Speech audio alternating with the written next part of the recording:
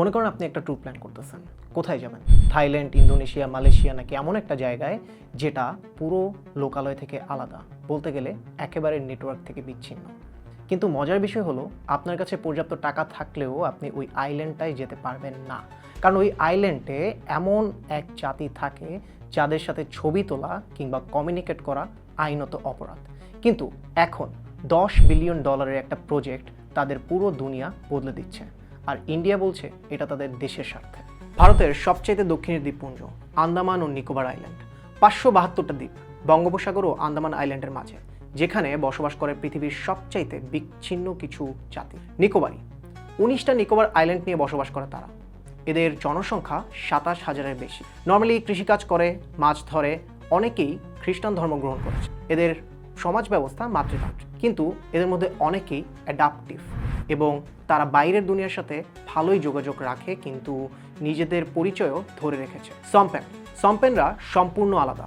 এরা গ্রেট নিকোবর আইল্যান্ডের গভীর বনে বসবাস করে, যাদের জনসংখ্যা মাত্র 200 থেকে 300 জন। এমনকি এদের ভাষাও কেউ বোঝে না, তারা বাহিরের দুনিয়া থেকে সম্পূর্ণ আলাদা এবং এরা এখন পর্যন্ত ট্রেডিশনালি শিকার করে বাঁচে এবং বনেই থাকে। এদেরকে ইন্ডিয়া ক্লাসিফাই করেছে পার্টিকুলারলি ভালনারেবল ট্রাইবাল গ্রুপ বা PVTG হিসেবে, যার মানে এরা এখনও বিলুপ্তির ঝুঁকিতে আছে। কিন্তু সবচেয়ে ভয়ঙ্কর বিষয় হলো এই পুরো জাতির ভবিষ্যৎ এখন একটা প্রশ্নের মুখে। $10 বিলিয়ন।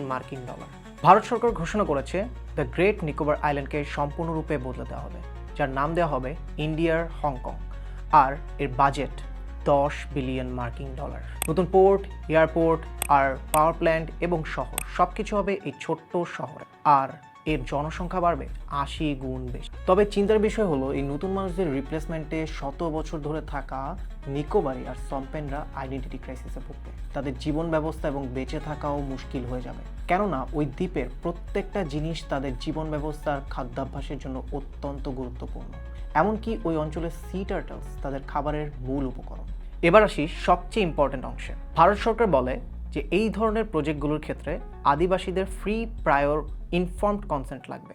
তার মানে হলো পূর্ণ সম্মতি দেওয়া লাগবে। কিন্তু নিকোবরিজ ট্রাইবাল কাউন্সিল বলেছে যে এই ধরনের কোনো কনসেন্ট নেওয়া হয়নি, সরকার মিথ্যা কাগজ দিয়েছে এবং এই কাউন্সিল তাদের NOC বাতিল করে দিয়েছে। অর্থাৎ এই প্রজেক্টের কোনো অনুমতি নেই, কিন্তু তারপরও প্রজেক্ট চলছে। কিন্তু কেন?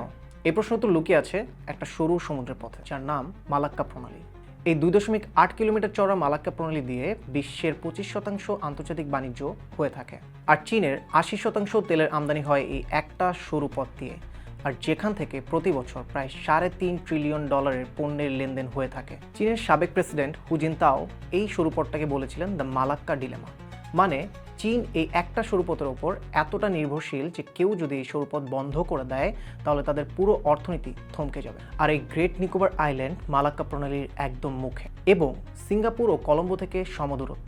এবার বুঝলেন কেন এই দ্বীপ আর এই দ্বীপের বাসিন্দারা জিওপলিটিক্যালি এতটা ইম্পর্টেন্ট। মিলিটারি এক্সপার্টসরা বলছেন এই দ্বীপপুঞ্জগুলো হলো ভারতের ন্যাচারাল এয়ারক্রাফট ক্যারিয়ার, আর এখানে পোর্ট, এয়ার স্ট্রাইপ আর মিলিটারি বেস বানালে চীনের প্রতিটা জাহাজ মালাক্কা প্রণালী দিয়ে যাওয়ার সময় ভারতের নজরদারির মধ্যে থাকে। মানে বুঝলেন, সম্পেনদের বনটা আসলে ইন্ডিয়া এবং চায়নার সবচেয়ে গুরুত্বপূর্ণ স্ট্র্যাটেজিক চেস পিস। সম্পেনরা আসলে জানেও না তাদের বাড়িটা এই অঞ্চলের সবচেয়ে বড় জিওপলিটিক্যাল স্কয়ারের ওপর দাঁড়িয়ে।